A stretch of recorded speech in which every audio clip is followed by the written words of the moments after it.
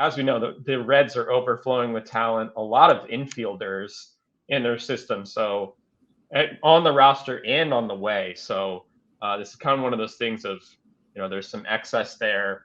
If they can get some value, they'll be open to it.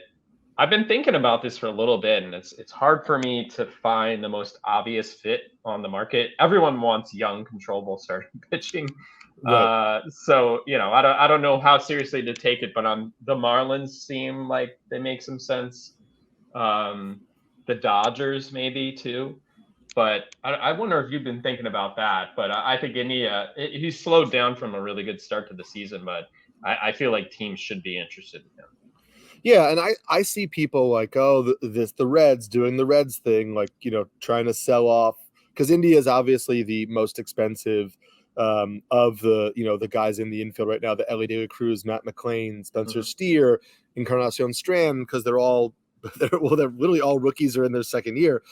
But I don't look at it as like the Reds being the Reds. Like, India is a solid starter. I know there's the clubhouse factor with him in Cincinnati. He, is viewed as a leader. He is a, 250, 260 big league hitter who will hit 20 home runs and steal, close to 20 bases in a good season for him. And that's totally solid. Like, there's nothing wrong with that profile at all. But it's not like trading away India so that your infield can be Matt McClain, Ellie De La Cruz, Christian Encarnacion Strand is like, giving up, or is the Reds doing what the Reds do? Like, I think India is somebody who will interest other teams, but the Reds are keeping guys who probably have higher upside than Jonathan India does. The Marlins, I know you mentioned that. To me, it's like, I don't know where Luis Ariz plays other than second base. I mean, the Twins moved him to first because he was a pretty mediocre defender, so the Marlins could do the same thing. The Dodgers seem like a natural fit.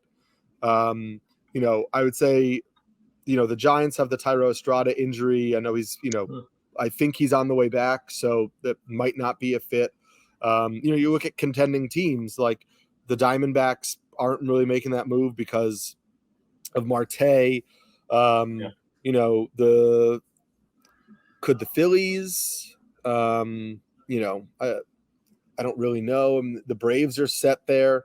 So, and Bryson Stott's been playing well for the Phillies, so it wouldn't be them. I just don't, there's not any clear cut fit here. It would, the Brewers could use some help, but they're not going to make that trade because, they're competing for the same exact spot. So I don't know. I'll be interested to see where he winds up. I think that he's a talented player who I think will see a dip in production moving out of that ballpark. I think that ballpark has probably helped the home runs a little bit. An interesting thing, I've heard that the Guardians could be buyers. I wonder if there would be any thought to they have a lot of young controllable pitching. I wonder if there'd be any thought to, moving Jimenez back to shortstop and putting India at second. Ahmed Rosario has been fine, but, I don't think Ahmed Rosario should be blocking you from trying to upgrade your lineup.